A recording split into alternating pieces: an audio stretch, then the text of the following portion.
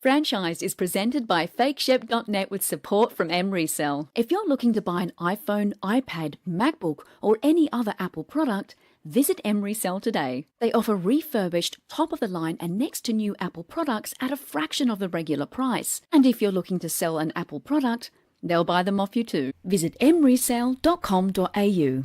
The Toxic Avenger is that crazy eco-superhero splatterfest from Troma Entertainment, that iconic indie movie studio best known for producing schlocky B-movies such as Class of Nukem High, Sergeant Kabuki Man NYPD, and Tromeo and Juliet. Of their entire, ridiculously big catalogue, it's the Toxic Avenger that remains their most beloved. G'day, you're listening to Franchise, the podcast dedicated to sequels, prequels, spin-offs, and sequels. My name's Glenn, and I'm joined, as always, by Jarrett and Sean, and we are FakeShep.net. You can find us on Podbean, Stitcher, Spotify, and you can just Google us. So stick around as we dive headfirst into a barrel of industrial waste that is the Toxic Avenger. We'll discuss the 4 films, the animated TV series, the Marvel comics, the stage show, the merch, the video games, the rumoured remake, and a whole lot of other Trome-tastic stuffs. So strap in as we ride the bus into Tromaville. Well, I think I have a frush. What the fuck is a frush? Farewell, dear shithead. The idiots! No fucking shit, lady! Do I sound like I'm wearing a piece of shit? Lick my plate, you dog dick!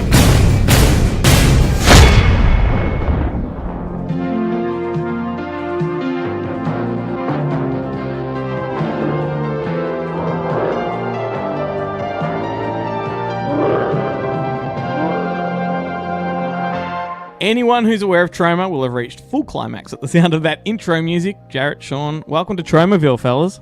Thank you, sir. That's the sound of my childhood right there. There you go. Intro music. Oh, how good is it? Totally. And it hasn't changed. No, they haven't updated the graphic either. That's rough as fuck.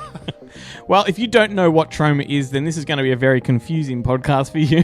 But I think even if you know what trauma is, it's going to be a confusing podcast. Well, it might be an educational one if you don't know what Troma is. Here's hoping. All right, so, okay, I'm going to throw to Sean. Yes, sir. Describe Troma to somebody that doesn't know what it is. Oh, Lord. I think this is going to be tough because I don't like trauma. Here we go again, Jared. This is going to be tough. It started early. Trauma to me is like the bottom of the barrel, no class, no form, the crudest, lewdest, rudest, tits and ass, dick and fart jokes collection of films you can, and it obviously has it has an audience. I thought he was going to have a negative appraisal. Yeah, it was all pluses in my book. Yeah, that's right. Well, he hit the nail on the head with that, Jarrett. How would you sum it up? I'd say, look, an independent production distribution company that ran out of New York. It's been running for over 40 years now. Yep. So yeah, they really got their start doing distro of a lot of films and then producing films in-house throughout the 80s and seminal classics like what we're going to discuss, Toxic Avenger, Class of Nukem High. But I think they stand for basically there's nothing in their way. There's no boundaries or barriers. They're willing to try and do anything. They were essentially doing what Roger Corman used to do, but doing it much more puerile and much more audaciously, I'd say. Oh, for sure.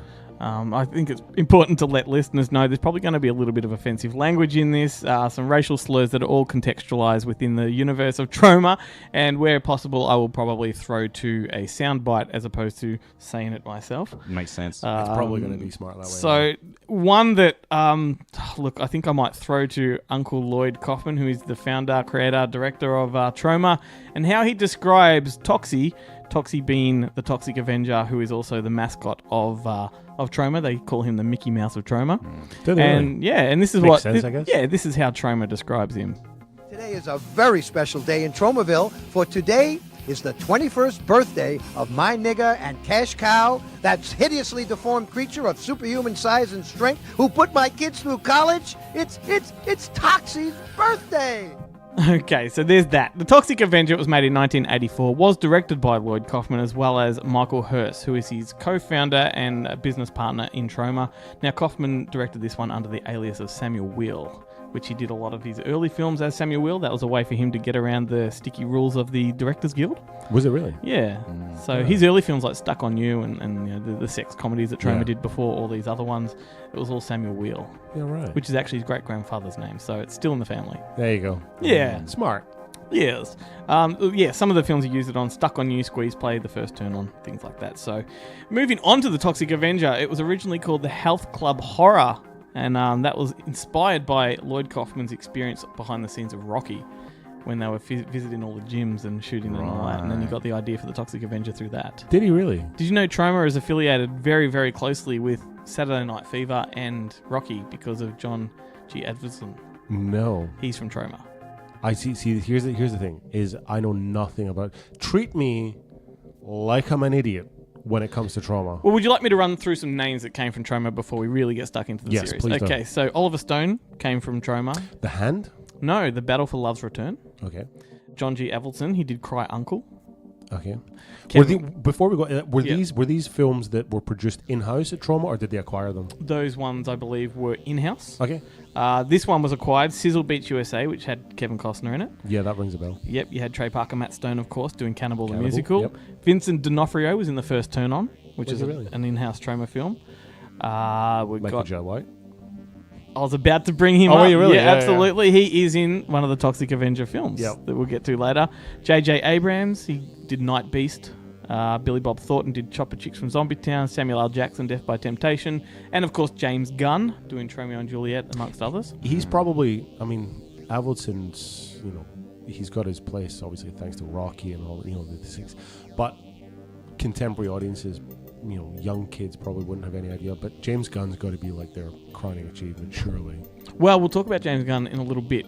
Considering his involvement with Marvel and his sort of, disgrace in Hollywood, yeah. there's an interesting little tidbit to talk about later when we get to that particular film in question. But let's go to Toxic Avenger. Jarrett, where were you when you first saw this particular classic? Funnily enough, I was living in Queensland. I think it was about 7 at the time. I think all your stories start with that. Yeah, I know. Generally that's my formative years. It's all because you came from Queensland last week. Yeah, so that's basically everything until precisely, last I'll week. be back again after this Yeah, podcast. yeah. But I think it was about 7. Saw it in Queensland, and what drew me to it immediately was the Banned in Queensland sticker. Yeah, that was of course. on it. So watching it was knowing it was forbidden fruit. We weren't supposed to see it in the Sunshine State, and I fucking loved it. Like the first watch, I loved this movie and became obsessed with this movie. So much so that there was a video store we rented it from wasn't particularly close. I'd say it's probably about a 25-minute drive from our place. But the reason we joined it was because I think at the time they had other banned titles. And I made my old man drive to that video store so I could rent Toxic Avenger, and I think I saw it like a number of times before I actually pirated my own copy and drew my own artwork for that pirate copy. Yep. All at the age of probably 8 by that stage. But Nice. that's when the obsession began in the first viewing. And I think I watched it with my old man. My old man, again, thought it was utter shit. But he still supported my interests as a 7-year-old. And what about you? Given that you're not a Troma fan, when did you first see it? It was much later. It was when I got one of my dearest friends, Joel, his name is. He was like a hardcore punk, the mohawk and the studs and whatever the hell. And when he and I became friends, he was my intro to things like Romero and Trauma and all that kind of stuff. And I'd never seen anything like that before. So I'd probably been I was much later. I would have been about 16, something like that. And Toxic Avenger was one of the ones that Joel slung me. He's like, "Nah, you gotta watch this." At the time, he was mad for them. And because I was so enamored with Joel, like I wanted to be this guy's pal, like still am. I kind of faked liking it. Yep. You know what I mean? Just to go along with just it, to go along with it. I'm just like, yeah, man, Toxic. Like, but in reality, I loathed it from the first time I saw it. Wow. I mean, outside of the obvious stuff, the violence was fine and the nudity was fine, but then everything after that, I was just like, this is tough. See, Troma was my when I really began to understand how films were made. It was because of Troma, because you could see how they were made, Yeah, and it kinda everything makes sense. very, Yeah, very yeah. practical. You could see that while you put a wig on a watermelon and bash it with a baseball bat, you've got a really good head splat head scene. smash, yeah. And that sort of is carried on through Lloyd Kaufman's book that he does. Everything I learned about filmmaking, I Which- learned from the Toxic Avenger. Regardless of the fact that I don't really like it, I've read that Yeah. book. It's actually quite a good book. It's a good book. It is James a good Gunn book. mostly wrote that. Did he really? Yeah, he did. right. But that whole, seeing how films are made is where Troma came into it for me. And Toxic Avenger was obviously one of the first. And for years, it was my number one favorite movie. When people would ask me, what's your favorite movie of all time? Right. Toxic Avenger. My original email was toximite, at hotmail.com. Yeah. You've still got that email. I do still have that email. So thanks, Jared. I've got to unsolicited fucking emails coming at me. You're wrong! Where did the love come from? What was it that drew you guys to it? I was never a punk, but the sensibility of Troma is very punk and rocker, it's renegade and it's what were they were selling themselves as the world's biggest independent film studio. Yeah. And only at one point. Yeah, and I just think I like that idea that they were. I mean, I didn't know how much they were rip-off merchants and shrewd. Like they were used car salesmen. Which they're no Charlie Band, but no, they're close. They're right. Well, they're very close. The stories of Michael Hirst are legendary. But I think that whole renegade aspect of it, like this is actually, someone like me could make a movie, and these guys would give me money to do it. That's the type of thing. I mean, it'd only be like $500, but that is that. I gotta say, even regardless of the. I don't like the content that they produce, but there is something about that renegade attitude that I completely agree. Like I tip my hat to them. Having just said by any that, means necessary. Having said that, I think that their in-house movies are phenomenal. I really have a lot of time for their in-house stuff. I actually think there's a lot more going on there than what most people would give credit. There's a very intentional and deliberate punk attitude going on in there. Toxic Avenger is sort of maybe the first of many to come. Yeah. And I think with their latter films, say from the year 2000 onwards, it's exploitation to the max. Totally. They deliberately push buttons and try to offend people. Yeah. But it's very jovial. Like there's good intention behind it. You never ever feel like there's a mean bone. And that's why Lloyd they're not pointing a finger at anybody and sort of hanging them out to dry. That's why Lloyd can get away with saying racial slurs, because when he does, it's very tongue-in-cheek and it's very topical. At the time, totally. And he's self-deprecating at the exactly same time. right. Yeah, so that's where my love of Troma comes in, and they harness talent. I mean, the people that have come out of Troma, the list I ran off was just some of many. There are other production people that come from Troma that you wouldn't know the name, but they work on big Hollywood films these days. I mean, Lloyd Kaufman was in Guardians of the Galaxy. Yeah. Joe Lynch, there's another one that came from Troma. Of course, yeah. Did he really? Yeah. So boom. So, what are some favourite moments from the original Toxic Avenger? Well, one of my favourite moments from the film was on the back of the video cover, but not actually in the film. In the video, in the version I saw as a kid, and then way down the track. When I think Siren put it out in VHS uncut, you got to see like the real head crush, in the gymnasium scene, but also the scene where they go hit and run and they're tallying the victims. There's a image on the old Roadshow Premiere home video case that had the girl taking the Polaroid of the boy after they'd run over his head. Yep. Wasn't in the version I saw as a kid. Yeah. And I was like, oh, what the fuck? And I remember seeing that, God, when it came out, re-released on tape through Siren in maybe the mid to late 90s, and finally seeing that scene, and I was like, well, this has to be one of the best scenes in the entire film. Well, let's back up. For people that haven't seen it, there is a scene where there's a gang, and the gangs in Troma are very, very rambunctious, offensive, kind of almost neo-Nazi kind of gangs. Very OTT. Yeah. Yes, they had a scene where they hit a kid on a bike, but not only do they hit the kid on the bike, they then back up and run over his head, and his head pops like a watermelon, which probably was a watermelon. But do you remember what the gang's rules of the hit and run were? Do you dare to say rule number one? Yeah, look, no, because here again, I could be throwing out some racial slurs. Do you want to leave that to me? You've got my email address now, so you can hit me all with the hate mail. Okay, so I say this within the context of the film. The characters actually say this. Rule number one, Jews, wops, niggers, and chinks all worth 25 points. Dear God. Rule number two, Puerto Ricans are worth 40. Yeah. And rule number three, kids under 12 are worth double points. Oh. Yeah. Yes. I say this every time that we roll on. You just wouldn't make these. They just wouldn't get past the makers. But Troma do. Well, they do. They do. But yeah. Although I think a lot of that kind of edgy stuff has been replaced with violence, like actual violence, as opposed to them saying offensive things. They now just show offensive things in a different kind of light. But I still reckon I haven't seen a lot of their recent. They haven't done much in-house recent stuff other than Class of Nukem High. Yeah, Return to Class of Nukem High was the last thing. And their upcoming Volume 2 of that same film, which still hasn't been released. Oh, it's done the festival circuits. Played Khan and played like one or two horror. But that Return to Class of Nukem High had a lot of edgy stuff in it. I mean, I found it very hard to watch. Did you really? Yeah, I don't know. I think Troma, the latter Troma, probably everything I'm going to go to say from Romeo and Juliet onward. Wow. I just found was like excessive, but didn't have the core greatness about the films. Like there was always something behind them. I kind of agree. They changed their tactic, and I think Yeah. that was because of the political climate and social acceptabilities and all that kind of stuff. So it got more grotesque and violent, but less vulgar. If that's the right word when for was it. Romeo and Juliet in 96? 98, I think. Yeah, about 98. 98. I saw it theatrically. Can you believe that? Did you really? Yeah. Having said that, and we will get to this later, Citizen Toxie, Part 4, Yes. is pretty fucking offensive. Yeah. Yeah. If you've seen the first 20 minutes of that film, that's really offensive. pretty gnarly, We'll yeah. get to that soon. Anyway, so notable scenes. Obviously, the cafe massacre is pretty interesting where they kill the dog. I think God, that's a phenomenal scene. The They fact shoot that the dog with they the shoot the shotgun, dog and yeah, then the it's dog goes flying across the Oh room. my God, yeah. I find, like, see, that's, Yeah. always comes up in our podcast how I love seeing kids get killed in films. I Yeah. love seeing animals get killed in films too because it's just, it upsets people. It's make-believe because it's a film. What a maniac. No, but isn't that what cinema is supposed to do, is challenge you and, it's not real? Yeah. Do you remember that, what was that Will Ferrell film with Zoe Deschanel where she throws a bag of cats in the river? Winter Passing? That's the one? Yeah. Yeah. Yeah. Exactly the same thing. Like, I almost jizzed my pants watching that scene because I'm like, how many people are going to be upset watching Yeah, this? gonna Oh, lose yeah, their it always minds. makes me sad. Do you ever see that Look What Happened, that movie with Robert De Niro, where they're No. arguing about the shooting the dog on film and they want to cut it out of the movie because it was like sort of topical because of that Mel Gibson film, was it Payback, where there's the version where the dog's killed on screen? Yeah. Yeah.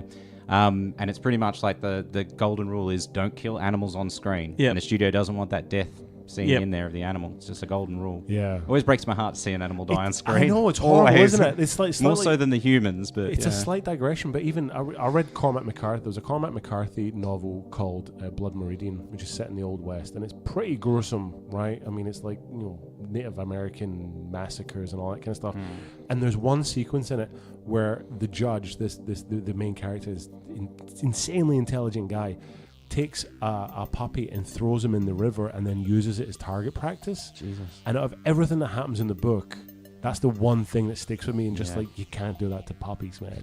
Just, you can't do that to puppies. See, I Like, get off on watching you guys talk about this. Like, Yeah, it's heartbreaking. it's No wonder horrid. neither of you guys felt. Oh well, I mean, maybe you did when Auntie died in Honey I Shrunk the Kids, and I'm saying how that upset me, and I'm like, no one's feeling this. Yeah, right. Glenn's like loving it. He's like, yeah, it's true. Well, then let's go. It's almost a digression. One step down from the dog dying is the granny getting beaten. I think that's Jesus Christ, hilarious. yeah. Grandma with her shopping bags getting clubbed almost to death. It's pretty extreme. Oh God, I love trauma. It's, I don't know what my favorite part would be. You don't have one. No, I don't. I think, do you know what my favorite The credits. part? The credits, yeah, the finale. When I saw that it was only going for 81 minutes. No, there was, the one part that was a genuine surprise, right, is after the Toxic Avenger shows up and he sort of wreaks bloody revenge, which is the next thing. Why doesn't he wreak revenge on the people that actually caused them issue in the first place? That's way down the line. Because he's got traumatons in his body. yeah. Oh yeah, of course. Yeah, Yeah. it was like a spider sense, right? It's true. Yeah. But then he has that sort of Carrie-like scene where they all take the mickey out of him, and he falls on he comes back as a Toxic Avenger, and when he apologizes. And he's got like a really civil voice, and he's just like, "I'm sorry, I don't know what came over me." I was just like, that was the one part of going, I didn't actually expect that. Well done, I applaud you. Well done, sir. It's a great voice too. Yeah, it is. It is a good overdub. So left of field that Yeah. that was weirdly that was my favorite bit of the film. So I think the probably one of the most iconic things about the film is the poster art. Yeah. Oh, fantastic! It is poster very art. cool poster. Incredible poster It's art. one of those films that no matter how many times it's been released, they always revert to the original poster art. Yep. I never see really any variations. The only variation they did was the say 2000 DVD release that they did that the Yes, collector's yes, series, I director's remember that. cuts. Yeah, that was the and Siren DVD release. It's a pretty average artwork, but Yeah, I think you can't even see his face. No, Yeah. it's very low res. But Yeah. anyway, the original poster art is pretty damn good. Classic. Which brings us to the Toxic Avenger Part 2. Better poster. I like the poster for part 2 better. Oh, really? It's a great Yeah, poster. It's isn't a it? great very art. cool poster. Yeah. So this was made in 1989. Also directed by Lloyd Kaufman. It was actually shot back to back with Part 3 on location in Japan. The film Part 2 and 3 was actually one big film that they cut in half. But anyway, I want to know your thoughts on this one, Sean. There's a lot of racism going on in this one. Yeah, I mean, like it's not so much. It's not because things are. It's not because it's racist or I just think it's just. It's hard to describe how, like, there's no rhythm to it. There's no ebb and flow. There's no. I don't know why anything happens in this film. It's. Yeah, I mean, like, okay. Let me give a synopsis. Yeah, please do. Wow. 5 years later, Tromaville is cleaned up of crime thanks to the Toxic Avenger, and with no criminals to pulverize, Toxie takes the opportunity to travel to Japan in search for his father, who happens to be an underworld figure known as Big Mac. While he's fighting new crime in Japan, the evil Apocalypse Corporation starts spreading evil throughout the streets back home at Tromaville. And it's a messy, clunky kind of film. This is not the Toxic Avenger we know. No. But I still have a soft spot for this one. I actually really like number 2. Like, number 1's the best. There's no doubt about it. But I really have a soft spot for number 2. Like, I think it plays fine as a film. There's enough great set pieces that keep me enthralled. There's rampant Japanese nudity, which is fantastic. And I'd never seen as a kid and didn't quite understand. But I watched these films like religiously, and so by the time that I was of an age, I'm like, whoa, you don't see this. I've never seen this. Yeah. This is crazy.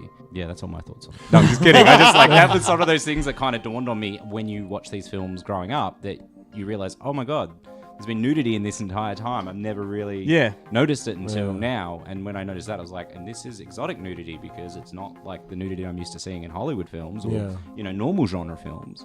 But yeah, anyway. Well, some interesting things about the production of this one. The reason it was shot in Japan, according to Lloyd Kaufman, was because he figured if he was going to make the same movie again, he may as well do it somewhere else. But they smart enough to know it. Well, they ran into a lot of problems because there was a general resentment for American productions in Japan at the time because of Ridley Scott and Black Rain. Black Rain. Yeah, that'd be almost exactly the same year, wouldn't it? They sort of saw him as a very arrogant filmmaker and production coming in and sort of bastardizing Japanese culture and stuff like that.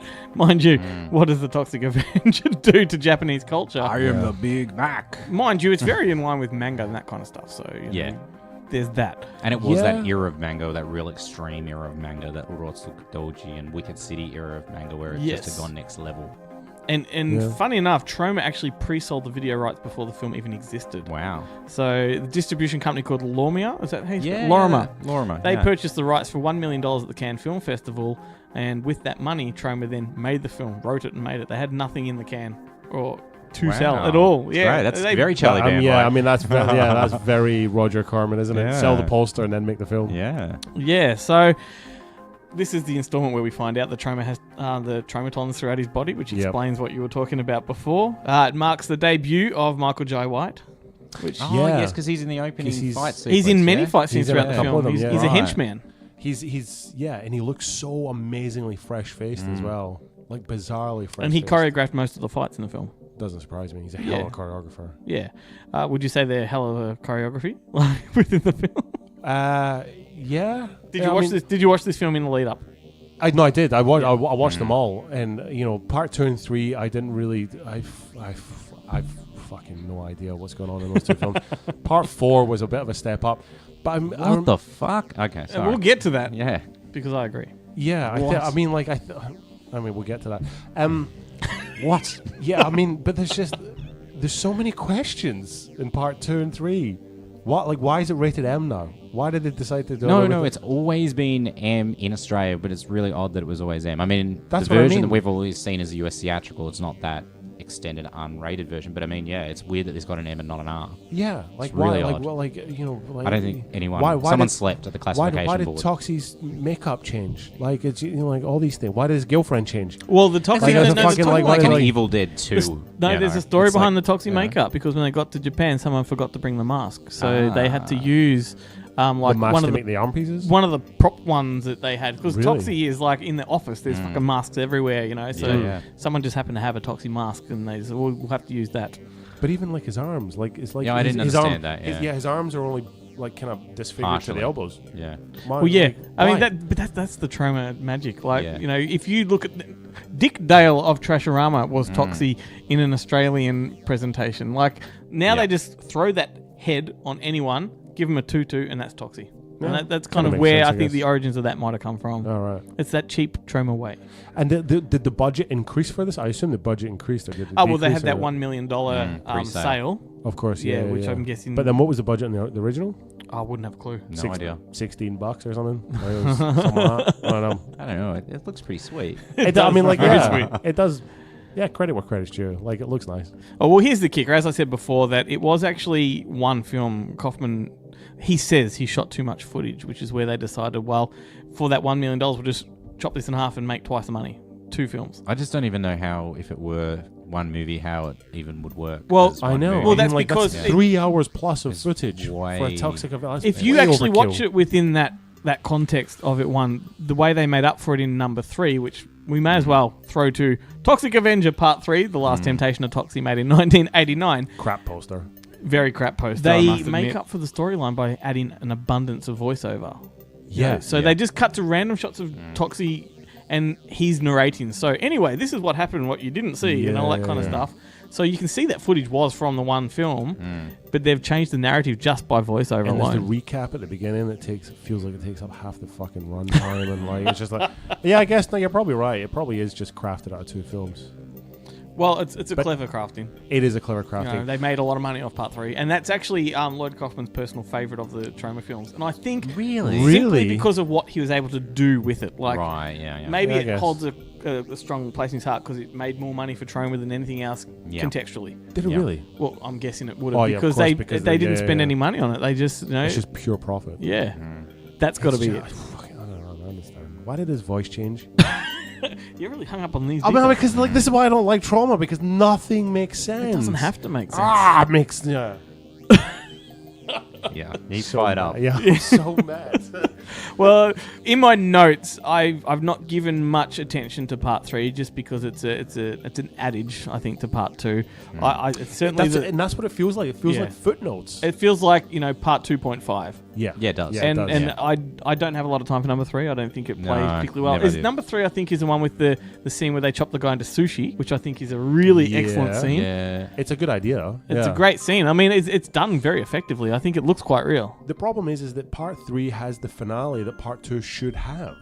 But that's because they chopped it in half. Yeah, I know. They knew before they finished editing Part 2, that they were going to have a double Yeah, feature. but if they took Part 3 and just cut out all the crap, all the voiceovers and all that kind of Yeah. nonsense, took the finale, banged it on Part 1, made it an hour and 40 as opposed to an hour and 30, then Part 2 would have been a very decent sequel. But they would have made half the money. Oh, yeah, I guess. Well, then, you know, Troma don't care about quality, have you they noticed don't care. that? But that's what I love about them, hey? Yeah, yeah. Yeah. That third one though, yeah, I remember seeing it, and because it was probably what 91, I think, came out in video in Australia, and those 2 years between films in Australia felt like a very long wait for absolutely nothing. I was so bitterly disappointed with it. Yeah. And I think I actually had a video store mobile of Toxic Avenger 2 on one side, Toxic Avenger 2 on the other. Old Goo Eyes is back, but I had a proper video store poster of Toxic Avenger 3. And it really annoyed me because it was my least favourite installment at that point in time of the franchise. So I'd look at it and go, it's Toxie, but... Ooh, I know where this That is was the going. same as my bedroom having Child's Play 3 poster. Oh, and yeah. And the Yeah. Freddy's Nightmares poster. No, Freddy's Dead poster in my Right, bedroom. I It's had like, one of those as well. It's like, it's the yeah. only ones I can get my hands on, but I don't Totally. like these films as much as the Yeah. others, you know. Freddy's Dead had a good poster, though. It was It's okay. a great poster. That's the one with Comparatively the- with I'm the- 5, but, That's 1, the 2, one I'm 3, thinking 4 where better. he's coming out the clouds and the buses. Yeah, underneath him. totally. Yeah, that's a great poster. It's a great poster, but yeah, the film itself. That was So, my yeah. point was the film itself was Yeah. not Yeah. up to mustard. But anyway, I need to take a piss. Toilet break. If you're looking for a new Mac product, Emery Cell is the place for you. Don't throw your money away on stupidly expensive Apple gear when Emery Cell provides top-of-the-line, totally refurbished products across the Apple range. Whether you need a new iPhone, iMac, Mac Pro, iPad or other Apple products, visit Emery Cell. And if you're looking to sell your Apple gear for whatever reason, Emery Cell can offer a generous price with full data erasure, fast payment, and free shipping. Visit Emery Cell's website to see for yourself. FakeShep.net uses their products, and they wouldn't steer you wrong. Visit emerycell.com.au. Glenn here, pretending to be Jared. Tune in to the next episode of Rewind and Digress, where we track back to 1984 to discuss director Steve Barron's iconic techno love triangle, Electric Dreams. Who wants to tell me your first viewing experience of Electric Dreams? Sean. 24 hours ago. You'd never seen I'd it. never seen it, and I'm so annoyed because it was fucking delightful. Oh wow! I so love this film. That's fantastic. What the hell? Why? Like I'm completely I'm in love with this film. So Lenny. There's something about him that I always found a bit sinister. Like, I even as a kid, I always it's like sinister? felt like It's the like, eyes. like an It's the ulterior eyes. motive. It is his eyes. Yep. And I only really picked that up recently, rewatching this in high def and going, it's his eyes. I don't trust his eyes. See, They're I pretty find and his you can eyes. gaze into them I and- find his eyes very Yeah. sad. I find them very sympathetic. Yeah, I find them evil. And don't forget to listen back to our previous episodes where we discuss such classics as Tourist Trap, The Loved Ones, Basketball, Pet Cemetery, and Housebound. That feels better. Okay, Citizen Toxie, The Toxic Avenger Part 4 was made in 2000. There was a long gap between films. This is possibly the most extreme of all the Toxic Avenger films, I think. almost certainly. Yeah. Almost, or definitely? No, definitely. So the movie opens up with narration from the one and only Stan Lee from Marvel. It is mental, is it? Like, I was like, I know this voice. I know this is Stan Lee. The connection there being that Stan Lee specifically released some comic books of the Toxic Avenger. Yeah, that's right. Yeah. Marvel, yeah. Yeah, and they were great comics. You Got some can of you can those. find sort of, First you know, 7 issues. you can find stills online of those. They're very, very well done. Who drew them? Do you know? I don't know No who drew idea. them, No, but would it be mad if it was somebody like Todd McFarlane or something? but Stan Lee had like a personal relationship with Kaufman, and those two got along like a house on fire. So that's sort of where it all came from. But It doesn't surprise me that he's in it though. Like everybody's in this film. it is So absolutely. many cameos dropped. And he, his narration explains that Citizen Toxie is the official sequel to the original film, and we should ignore the previous two. They Troma themselves call the previous two shit, That's odd. despite Kaufman loving Part 3. Yeah, right. what's the rationale behind that? I think the fans knew that, or recognised that number 2 and 3 were the lesser. They've got a habit of doing this though, because they've done it with the Class of Nukem High franchise Yeah, well, as well. no, but They've isn't ignored that cool, 2 like- and 3 and gone return to Nukem High, and it's like. But oh, it's a isn't sequel to isn't that. like self-depreciation part of that Troma Yeah. thing? Like, I think it sort Probably, of yeah. bodes well for them when they Yeah. confess that kind of stuff, because the fans can go, fuck yeah, you know. because that was my understanding. Is part 2 and 3 were very contentious with the fans, and I can never work out why. Because it just seemed like the same content as part 1, but just not quite as violent. And I never understood why fans wouldn't like it as much. Yeah, Anyway, I don't know. That's- It doesn't make sense to me. Anyway, keep going. This was made 11 years after Troma made their promise of a 4th installment, so this was a long time coming. And this time, I think they throw in the whole kitchen sink. So a bit of a synopsis here is that Toxie has a new sidekick named Lardass, played by John Fleischaker, who is that big fat Yeah, guy, big boy. big fat guy from the Troma canon, who they often pass off as Michael Hurst whenever they do interviews and whatnot. All right, some questionable material coming at you. So when a school for the very special is taken hostage by the Diaper Mafia, it's up to Toxie and Lardass to save the day. However, an explosion caused by a fart tears a hole between dimensions, and Toxie finds himself stuck in a parallel town of Immortville. And his evil doppelganger, the Noxious Offender, takes Tromaville by storm, unleashing evil in typical Troma fashion. Now, this very special school is full of what the film refers to as tards. If this is not like Troma pushing the edges, I don't know what is. Even I mean, like, let's not forget, it is still nearly 20 years old, It is. right? So I mean, Wow. like, it was like when you think about it like that. Yeah. So back then, even things like calling people retard was kind of frowned on, but not that. Like, it was only a year or two before something about Mary was out, and they were they were full on making fun of Mary's. That's true. That's a good Mary's brother, who was mentally. Old Mongo. Franks and Beans. Yeah, Franks and Beans. Yeah, right.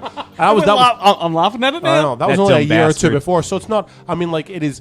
In hindsight, it's masturbating. in hindsight, it's still, pretty boundary pushing, but Yep. it was a bit more normal, I think. True. Although I think they knew how offensive it was, and that's why they pushed it so hard. Well, yeah, I mean, like, you back it up with everything else, like the diaper mafia and the masturbation scenes and the you just like, Jesus Christ, like, you just, I don't get it. Here's something funny for you. I was watching this the other night, and if you follow Fake Shemp, we've got a little experimental web series called Before Their Time, where we get a couple of young guys to review films that were made before Never their seen it. time. I've never seen it. All right. Is that good?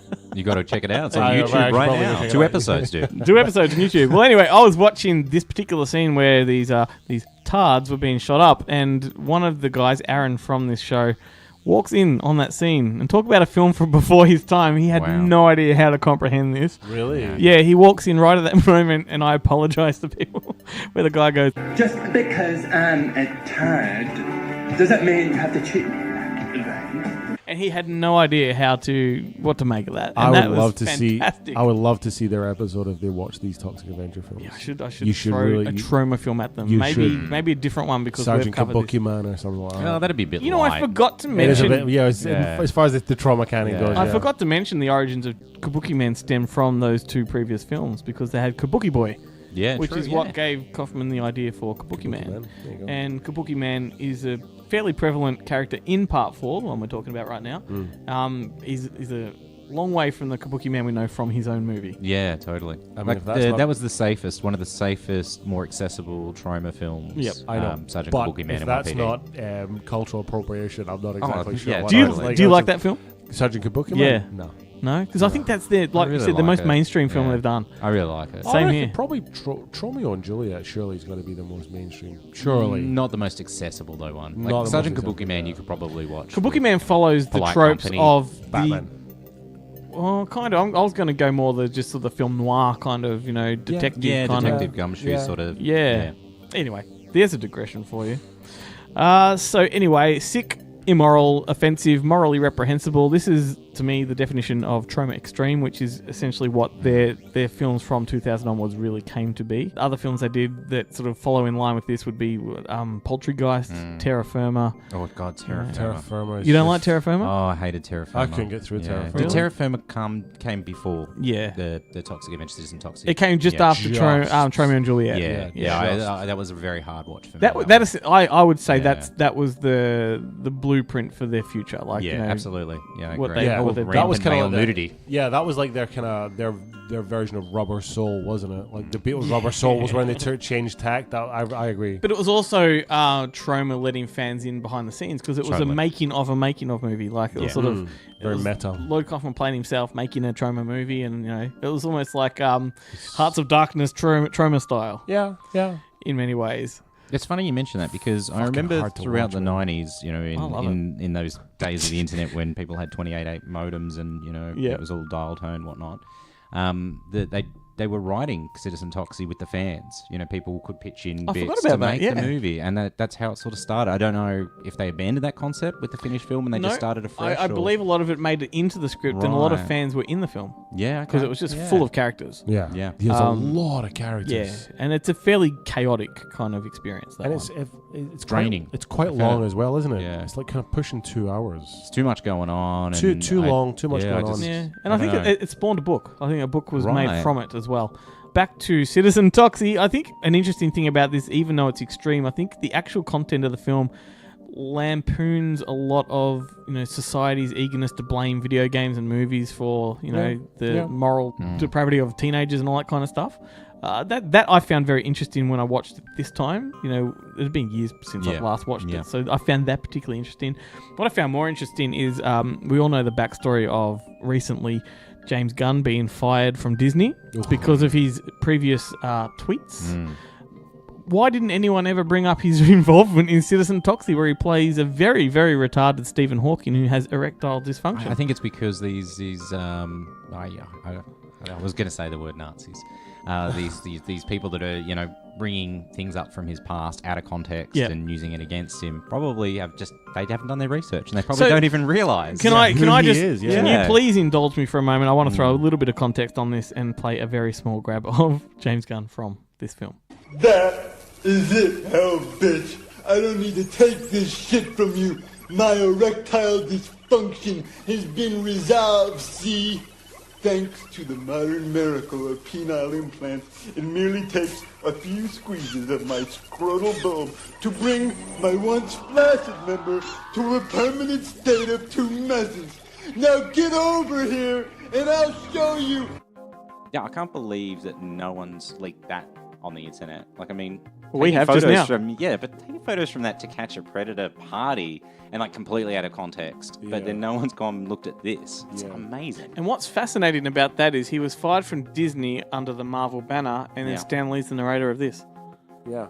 Ooh, I see what you did there. Yeah. That is fascinating me. Crazy, You know, like yeah. the guy that is the fucking king of Marvel, Totally. was on board for this one too. Yeah, if only he was in his sort of right mind, he might be able to actually step in and try and get James Gunn back on the project. But sadly, True. it's not the case. So some faces to look out for in this. So many faces. Yes, so you got James Gunn, obviously. Ron Jeremy, you got Lemmy from Motorhead, you got Lemmy, yep. Corey Feldman, you've got Eli Roth, you've got Kevin Eastman, who's the creator of Teenage Mutant Ninja Turtles. I'm going to talk about that in a little bit too. Hugh Hefner was supposed to be in the film, but his lawyers sent a cease and desist letter to Troma. Really? Yeah, his credit in the film says no thanks to Hugh Hefner's lawyers. So we actually shot the scenes and then, yeah, right. Yep, so... Try to think, this would have been before Cabin Fever for Eli Roth, wouldn't it? Cabin Fever Yeah, must it was. have been... well before. It would be Rotten Cabin Fruit Roth. days. Cabin Roth. yeah. Cabin Fever would have been, 2002, 2003? Yeah. Joe Lynch was one of the original creators of Citizen Toxie. He developed this script in the early days before sort of... I don't know if he walked away or if he was fired, but he's got some very interesting quotes to say about Troma, particularly Michael Hertz of Troma. Yeah, So here's two quotes from him. The first one, Michael Hertz, who's the fucking devil, and you can quote me on that, he's a fucking asshole. I love Lloyd the High Heaven, I really do, but Michael Hertz is a scumbag. He's the bad cop to Lloyd's good cop. I was making peanuts over there. I can't even tell you how little I got paid. So there's one quote. Wow. And this about Troma itself. I learned how to do everything. And not only that, but I learned that you can do anything. If you have 59 cents and a roll of duct tape and some kind of fake blood, you can make a movie. So there are his fond memories of Troma, which is sort of getting back to what I liked about the whole, you can see how they make films. God, I wish I knew what happened between him and Hertz. Well, Hertz is well known to be that real... Well, I don't want to use the word Nazi either, but, in that sense, he was the real hardball kind of guy. He's the one figures guy too, though. He's the money man. In the early days, he co-directed with Lloyd, but then stepped back to take care of just the finances. They got into a lot of arguments because Lloyd wanted to make new movies. Say Troma got $1 million. Lloyd wanted to go and make a movie for $1 million. Whereas Hertz said, well, we can buy 20 films and distribute them for $1 million. Makes sense. Right, so they both made sense at the time, and they quite often had to compromise. I think quite often for $1 million, they'd make movies that Michael Hertz wanted to acquire. When I say make, they distributed films, and then Lloyd got his way with a few, like Troma's War and things like that. Yeah. So I think it's a pretty good partnership, but it makes sense that Lloyd is the face of Troma. Yeah, absolutely. Yeah, particularly he's the showman. if he's a softer of the two as well. There is a fantastic interview, one of the very few with Michael Hertz present, where Lloyd, back in the late 80s, I'd say, they're on one of those sort of Larry King style shows. Can't remember the guy who's interviewing them. Michael Hertz is very funny. Really? Very, very funny. Yeah. I should link you guys to it. I've seen this clip up on YouTube. Yeah, if you just look for Michael Hertz and Lloyd Kaufman, you'll find a fantastic interview. I assume he doesn't look like his avatar, the big sort of chunky nothing guy. like it. No. Yeah, right. I'll show you his photo later. Cool. I don't have a lot more to say about Citizen Toxie, other than I do think it's a really great film. I think it's the second best in the franchise. I'd go that far, yeah. Yeah, I think it's fun. It's just all fun all the way. Do you know what I think the most impressive thing about Citizen Toxie is the DVD release? Yes. The DVD release is next level. It's a double disc, but it's got so much. It's got a documentary. It's got lots of interviews. And the documentary's about 2 hours long. Yeah. It's got about 8 commentaries. It's got makings of. It's got like how-to. It's unbelievable. Rivals anything Rodriguez has done. And even though Troma had made these other films sort of, just before it, like Tromeo and Juliet, this was almost like a revival film for Troma. Feels that it's way. bringing back their iconic character in line with their new direction. But I feel like, because it looks like it was shot digitally as well. It was. Yeah. So it looks like it's Troma stepping into the new age, reviving an old franchise, the most beloved franchise, coming up to date with the times. So they kind of become a bit and so what? And this is them stepping up the content as well. Like it definitely feels like that. It feels like they're stamping their mark in a new era. Right before they were going to face the perils of, the death of DVD and all that kind of stuff, which is a whole nother story for Troma. Yeah, it is a shame. But I want to move on to the Toxic Twins, Toxic Avenger Part 5, the film that still hasn't happened, although there has been some discussion and rumours recently to suggest that it might actually be happening. Right. Have you guys heard anything about this? This is an in-house Troma production? Yeah. Right. No, nothing. So Kaufman, as early as, or as recent as last year, revealed that Toxic 5 is finally happening, the script is done, and it's all a matter of scrounging the money together. And that's sort The script is done. Well, I'm glad that wouldn't have taken long. Yeah, I'm glad they found a spare 15 fucking minutes to get it out. Like, Well, would you like the quote that I've got from him? Yeah. go for it. Okay, it's definitely coming, so that's good. Right. All right. There is more. There is more. There's more. I thought that was the end of the quote. I'm like, good. Okay, the problem is that we need to get our new movie, Shakespeare's Shitstorm, which is our version of The Tempest, out into cinemas and onto DVD so that we can make some money to get this stuff together. This is a very ambitious Toxic Avenger movie. The script is complete and it will focus on Toxie's 2 children who, 20 years later, after the events of Part 4, have all grown up, one of which has mutated into a very strange being. And it is suggested that James Gunn actually co-wrote this one silently. Right, interesting. Interesting. I think James Gunn's going to be very silent for the next couple of years. No, he's got a new movie coming out DC November picked 30. him up. Yeah. Really? Secret film. They don't know if he's just produced it or whether he's directed it, but November 30's title has not been revealed. It's been released by Sony. It's just like come out in the last week and a half. Not to mention that DC are very keen to pick him up. Oh, yeah. Well, yeah. I don't, because Marvel's came out. I mean, this is a digression, but Marvel's came out and said that, okay, we've had a chat with James Gunn. Everything's under, we've sorted everything out. Everything's cool, but he's still not directing Guardians 3. Yeah. But the interesting thing, how they say they can't backtrack because we've got a brand to protect and all that kind of stuff, right? And they're using the Disney brand as their brand to protect, but this is not Disney, it's Marvel. Yeah, exactly. Right? Yeah. They would hire a pedophile like Victor Slava to make powder under a different banner and not bat any eyelids at that. No, but, because this one, is in today's society, it's, I think it's all bullshit. But anyway, I think DC will pick him up. I think he will put DC very fucking high up on the ladder. I agree. And Marvel will fucking regret the day they got rid because of him. DC needs somebody with like Gunn to step in and do something for DC like he did with Guardians. And if he can get that, if he can sort DC shit up, because I really like DC stuff. I like the angles they take. I like the content, and it's darker and it's a bit more gritty and blah blah blah. They just can't seem to get their footing right. And if James Gunn can do it, he's gonna be a fucking rock star. I reckon too. And the interesting thing is that they don't ever regard the fact that James Gunn made Scooby-Doo and movies like that. Like, he's got a very wholesome background in addition to this other background. Like, we've all got colourful backgrounds. We exactly make mistakes and shit. I mean, even Slither just still feels like almost like a trauma film told through the eyes of a studio. I just think it's very clear to see that this is not a bad guy. Yeah, absolutely. He seems like a genuinely nice dude. If you follow him, in fact, you look a little bit like James Gunn. Everybody will tell you that. That's terrifying because, okay. Yeah. From better that than Sean Gunn, though. No, but from Citizen Toxie. From Citizen Toxie. Oh, okay. Well, yeah, all right. Yeah. Even better. I'll take that. Did I forget to say that bit? Yeah, sorry.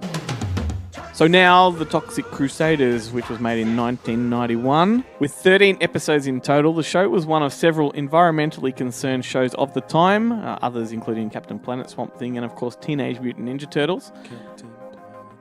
No. We're talking about Crusaders here. Sorry. Toxic Crusaders. Toxic Crusaders. But you know there are like 2 theme songs, because you got the one that was on the TV series, on the animated series, but then the one on the ads for the toys. All right. I thought you were going to say toys, and then the ones that I made up in my own head. Toxic Crusaders, they're gross, but they still get girls. And that was like really? That's like the commercial for the TV for the toys. Yeah, they're gross. It was a different thing. They've got they're gross, dude. Oh, they're gross. Got a whole song. They did a whole separate okay, song. if I can find a grab of that, we'll hear it right now. Toxic Crusaders, they're gross, but they still get girls. Well, there you go. Yes. Do you guys have fond memories of Toxic Crusaders? Yes, I do actually. That was yeah. Would you say this is where it's at for the Toxie series? I think this is the Toxie series at its best. Yeah. Yeah. I don't know why. And again, it was just one of those ones, like, I'm sure I remember seeing it. Do you remember Cheese TV on in the mornings? Yep. Like, if there's anybody listening from America, it's not going to make any sense to you. Cheese TV was a cartoon show for kids on the morning before we went to school, and I'm pretty sure Toxie played on that. Yep. I used to love it. Used to love it. Do you know where that and Biker Mice from Mars for some reason? For some reason, they always stick together in my head, and I don't know why. Do you know where the seed for Toxic Crusaders came from and who it was? Toxic Avenger, probably. Well, yeah, that's a fucking good point. No, John Russo from Night of the Living Dead fame. Really? He was the one that planted the seed in Lloyd Coffin's mind that you should adapt that into something, G-rated. Yeah, right. Which, figure. there you go. It was one of very few children's cartoons based on R-rated films, which we talked about once before with the Rambo animated series. Yeah. But I think Toxic is definitely the most extreme. Because you watched the Toxic Crusaders as a kid, and when you find out a bit later on that it's based on a movie, you go and watch that movie. Totally. Wow. It seems like given how moral free the film franchise is, it seems like an odd direction to make him like an environmental crusader. Well, he kind of was. Like, there's this kind of he kind of was. He cleaned up Tromaville from the toxic spills and stuff. Yeah. He cleaned up the I don't doubt Well, that, but it's just like he turned the chemical power plant into an orange juice factory. Yeah, I guess. When you say it like that, because it's just like it just seems like the film content is so moral free. Like, yeah, and that's kind true. of the appeal. Yeah. Is that it's just making fun of handicapped people and death, disease, flatulence. Do you know what? Violence. Teenage Mutant Ninja Turtles came along and through toxic sludge, they turned the turtles into teenage, ninjas. And I think that's where they saw the light bulb moment. It's like, hang on, we've got a toxic, mutated character. Our other podcast that we do, Rewind and Digress. Yeah. There's a little connection here between Rewind and Digress and this episode. Now, do you know that? Is that the Teenage Mutant Ninja Turtles went on to star in a film? That's correct. In 1990, directed by correct. Steve Barron. Yep. That is Steve correct. Barron showed up in our focus film for Rewind and Digress. Yeah. Fact. Spot Just on. not yet, though. No, it's the next episode. Yeah, it's the next episode. Yeah, it's the next episode. But yeah, that's true. It's his second film after that movie that's going to be on the episode. That You've probably heard a commercial for at some point in this show already. So, it's Electric Dreams. Yeah. Anyway. Keep going. Well, the series was very well received at the time. It was quite popular. The royalties from the merchandise, they were also massive for Troma, and they brought in millions of dollars, which really enabled Troma to make a whole lot of other stuff, subsequently. And a very cool piece of trivia is that Troma struck a deal with New Line Cinema to adapt the Toxic Crusaders into a family-friendly live-action film. But unbeknownst to Troma at the time, New Line had only secured the rights as a bargaining chip to negotiate their terms for a sequel to Ninja Turtles. Oh, so they were saying that they were going to say, well, if you don't agree to our terms with Ninja Turtles, we're going to make Toxic Crusaders instead. Wow. What? That's a dog act. It's all speculative, but it's in that book that Kaufman wrote, and he says it as a matter of fact. It's fascinating. New Line were geniuses, weren't they? The house that Freddie built, those guys were they were good. They were real good. And this is New Line because, similarly to Troma, they started out with like all of John Waters' early films. Yeah. So they started Chainsaw Massacre. They started in a very similar position to Troma, but they started making movies after they were doing the distribution channel. They started with things like Alone in the Dark. Yeah. So it was like it was genre films, but they quickly moved. But even before that, like I was saying, the Trash Yeah. from John Waters, Female Troubles, Pink absolutely. Flamingos, that was New Line. And it was New Line again. The house that Freddie built, like New Line really came out of their own once they created a viable character, sort of a viable franchisable character, just like Toxic for Troma. The They- parallels are They bizarre, they just hit the mainstream much earlier. Yeah. Troma Yeah. never did. Yeah. Well, yeah, and I think this. And hang on, it's Toxic Avenger 84, the original 84, film? yeah. And Nightmare on Elm Street was 84 as Yeah, well, wasn't exactly. it? Yeah. It's really weird, yeah. Yeah, go figure. The parallels are uncanny. But the direction that Troma took was, they continue to support independent films and try and make a cheap buck. New Line kind of... New Line made took a Lord of the lot- Rings. lot of New Line, risks. yeah. I mean, like... New Line shared a lot of bets. Yeah. But then again, too, New Line are notorious for ripping off, their Artists. Their artists as Yeah, well, yeah. Peter Jackson. Yeah, exactly right. What happened to Peter Jackson? Who started in ripped a off of very a lot of the Troma... Rings. Really?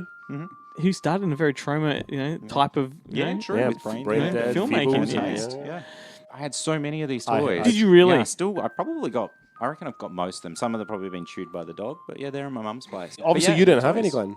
Well, no, I was about to just lead into the fact that, the show led to all kinds of merchandise, including action figures, but also Nintendo and Sega jumped on board with video games. I had the Sega Genesis, well, the Mega Drive, but it was the Genesis version because those games played on the Aussie console. Yeah. I had that. I reckon it's a pretty good game. Yeah, right. To be honest, it's a good side-scrolling sort of beat-em-up fun game. Yeah, right. Oh, cool. Well, Angry Video Game Nerd doesn't agree. No, okay, yeah, that's... There's a whole video of him and Lloyd going through all the incarnations of Toxic Crusader video games. So you check it out on YouTube. It's funny. Yeah. Because, Lloyd's, finding points of like, oh no, that's deliberate. That's Yeah. supposed to be like that. Meanwhile, awesome. Angry Video Game Nerd's getting very upset. Yeah. Lovely. Well, it also led to show bags and apparel and colouring books, everything they could possibly think of to rake in a bit of money. They did. Yeah, because it was big. Yeah. Toxic Avenger was big. It was Yes. Yeah. So 13 episodes, but like it would seem like it was like Gigantic. Yeah, now those 13 episodes, they also whittled that down into a tele movie, like for DVD. The first release on DVD was like 3 episodes that were tailored into a storyline. Toxic Crusaders, the movie. I would love to go back and watch it because recently I went back and watched. I think it's the first 3 episodes. on YouTube. Is it? Some of them are on YouTube. Well, Really? most of Yeah. Troma, Yeah.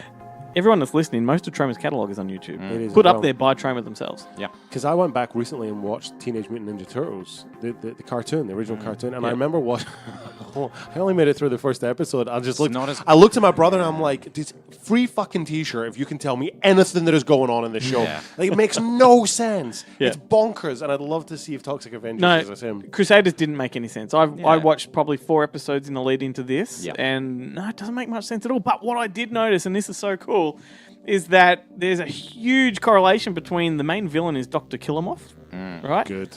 He is Immortan Joe from Mad Max. Yeah, right. He's got the whole face. He's got the face mask. and He's got the everything, wispy hair. Really? He's got the streak. Yeah, yeah, streak through the hair. and the voice is the same. And the way he sort of delivers his lines, I'm like, far out. This is like weird. Very weird. George Miller. Please explain. Which brings us to the remake, which hasn't happened yet. Oh god, I was just like, oh god, did I miss a film? No, but apparently it's in production with Conrad Vernon, the director of Sausage Party, to direct. It is not. Finally, Yes. something's happening because like Arnie was attached to this thing for a number of years and it just kept getting Arnold thrown Schwarzenegger. around. Yeah, it was getting thrown, and Yeah, I didn't know totally. whether he was performing in it, producing it, what. But this is Yeah. much more this resembles the Crusaders more than the Avengers. So Right. it's sort of I wouldn't say PG, maybe PG-13. It's going to be sort of a little more hardcore than Crusaders, but Is it actually in production? pre-production, very Yeah, early right. stages. Yeah. Well, this Conrad Vernon guy is supposed to be on board, so. Ooh. Yeah, you can look that up. I haven't gone into depth trying to explore it. I mean, how is this gonna? How is this? I'm confused. How is this gonna play? Like, is it gonna be a theatrical? Like, it'd have to be. yeah, surely. Yeah. Surely. But Is it Toxic Avenger? Is Toxic Avenger the kind of property that's going to bring people to the cinema? think with Or is Marvel it- and or is it DC just doing gonna so be- well, yeah, I was comic gonna say, books- is it just going to be I like think a it's thing where? a complete new thing. So you've got the fans that'll come, having seen the films or the TV series growing Yeah. up. Oh, you got the animated fans that will series, and I hate think it. they're going to try and do something new with it. I don't think so. I think the fans will eat up anything Troma do. Really? And this probably won't be branded with Troma. Almost certainly not. No. But the fans will know it, and then newcomers won't know any different, Yeah, and it true. might be an entry point to them. Yeah, and again, we got to remember the last installment was 20 years ago, so it's like. You And know. I feel like I there's know- nothing left to lose after the last Yeah. conversation. Well, the I'd see- Toxic Twins. The Toxic Twins are coming. Yeah. Well, if that happens, but Lloyd Kaufman, I don't know. He does a lot of talking, but I'm Lot of still waiting to talking. see a lot of these movies. Not a lot of walking. No, and he's getting older. God bless him. He's still out there doing his thing. Oh, he is. All right, so we move on to one that Jared has probably more authority on than either of us, Sean.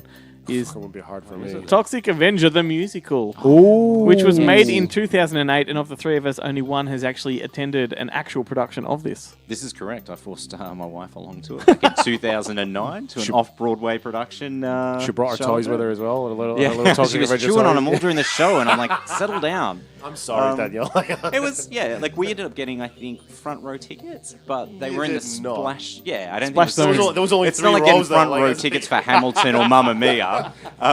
But yeah, it was a big venue, but the front row was the splash zone, so I think we had to put like ponchos on in case we were splashed with any of the ooze, water, or whatever. Yeah, it was a fun show. Like, it was fun. I'd love to have seen the Reanimator or Evil Dead musicals. It was fun. It looks very much like a modern Rocky Horror show, like Yeah. that kind of Slick. It aesthetic. makes sense that that's the way it would go. The with it. music was written by David Bryan from Bon Jovi. Yeah, the keyboardist from Bon Jovi, Yeah. which is amazing. I mean, I guess he's from Jersey, so it makes sense. barely a claim to fame, though, isn't Yeah. it? Well, It's like, anyway, yeah. here's He's what an original member. He's recorded on every Bon Jovi record. Here's Why what do I know so much pisses about me this? off, right? I want to tell you what pisses me off about this one. It began in New Brunswick, right? And it played in all kinds of places like off-Broadway, West End, off-West End, Toronto, Los Angeles. It was in Melbourne. And I What? missed it. When? Are you serious? Yeah, I had and no idea. when I read that, I'm like, what the fuck? When did I can't believe I missed that. And then I read into it. Melbourne, Florida. No. Melbourne, Victoria. Shit. The Melbourne production was presented by the Theatre of the Damned. I'd never heard of them. But it know. played... Theatre of the Damned. Do you do? Yeah. Okay, well, it played at the Shelton Performing Arts Centre in Geelong. Wow, in Geelong. But it was a proper production. That's insane. And I looked up the Shelton the Shenton Performing Arts Centre in Geelong, and it's a proper theatre. Like, it's really, it's Amazing. not just community theatre, it's a proper theatre but you had to trek all the way over there to see this. I don't remember it even advertised. What year? Year? This would have only been what, like? I think it was like 2011ish, around about then. Wow, I'd never heard anything of it. Wow, that's I mean, I don't incredible. like Toxic Avenger, but I don't went to see that. Yeah, it's always worth Watch it. the videos of the musical. I know you don't like musicals either. I don't. But if you watch the Quote a production friend value, of mine, every musical, 3 out of 10.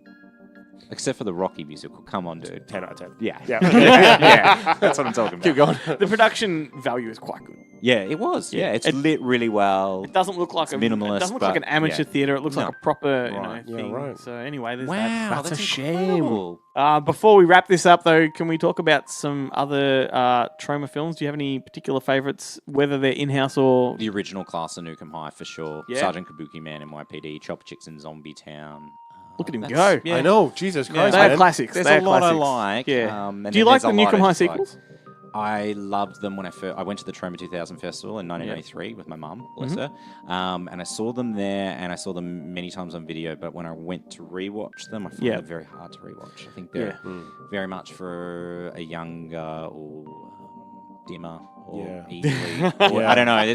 Well, I mean, you got to remember, it's still fun, but they're hard I mean, to like, this is watch. going to sound really obnoxious and a bit obtuse, but you know, we've all been at film school now. Like, it kind of exposes you to the tricks of the trade, and I feel like that's where my appreciation of Troma is in that DIY, whatever it takes to get it done. Yeah. And watching it with those eyes, you're just like, oh, I can see what they did there. I see what they did there. Oh, that was quite clever, blah, blah, blah. But it's just the content doesn't work.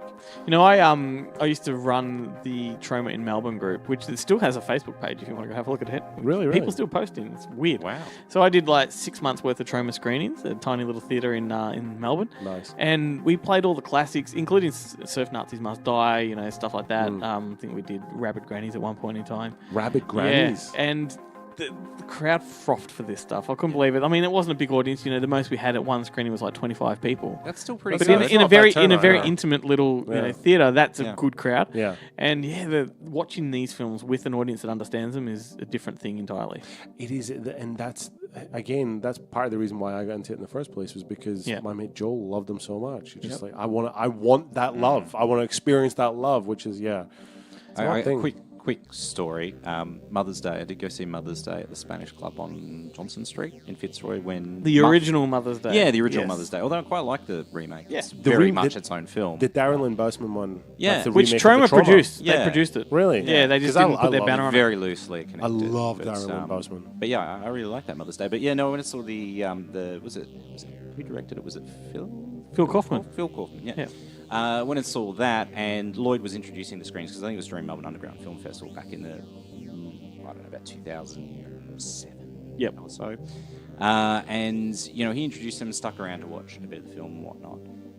And we snuck out for a joint just before the start. Like, we watched the introduction, snuck out, had a joint, came back, started watching. Oh, me and about 3 other friends who had never seen Mother's Day, or probably not many Troma films. And we had So it makes sense to leave the theatre, doesn't Came back it? to sit down, and then we're like watching. And that Mother's Day's funny, so, you know, you kind of have a little snigger or giggle or whatever. And then Lloyd gets up and walks over to us. And he's like, have you guys got any weed? And we're like, Nice. yes. And he's like, I going out and have a smoke? And so then we went and smoked a J with Lloyd Kaufman in the alleyway. I thought he was coming to tell me to shut the fuck up. And like, I am a big advocate for people not talking or laughing at Dude, you the wrong must have moments in been- films. It was very cool. It was very You cool. must have been absolutely I was stoned too, so I was like, oh. You must have been Yeah. baked out of your mind that Lloyd Kaufman could walk over and just tell you Really were weird. ruined. Like, you know, Yeah, like, he knew. You know- he knew. He heard all of us. He must have smelt it on us too. But, And if you go to the homepage of the fakeshemp.net website, you'll see a photo of Uncle Lloyd molesting Jared in a bathroom. oh yeah, that happened a couple of years ago too. I forgot about that. That was a different occasion. Yeah, good. I was older and wiser, so I wasn't stoned, and I'm definitely not putting a hashtag Me Too on that. I was completely in. Show me on the doll where you touched it, Jared. I'm my Toxic Crusader doll. The chewed one. I can't because the groin's chewed off. What about you? What's your favorite? Well, obviously Toxic Avenger, but I have a soft spot for Poltergeist. I think that's very fun. Right. Yep. I like Kill a Nerd 1 and 2. Oh yeah. I think they're really I didn't cool. know there's a second one. Yeah. Right. They've of course. Nymphoid Barbarian and Dinosaur Hell. Wasn't that? Dead Dudes in the House.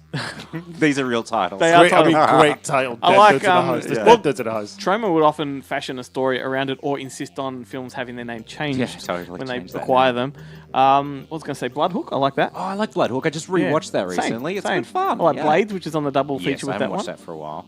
I've Triple got feature. the weird Blu-ray Vinegar Syndrome. I've gone and done like a 4K scan of Bloodhook. It's like, it's amazing that film looks as good as it does. Like, who does that? Was Frankenhooker a Troma film? No, that's Frank Henenlotter.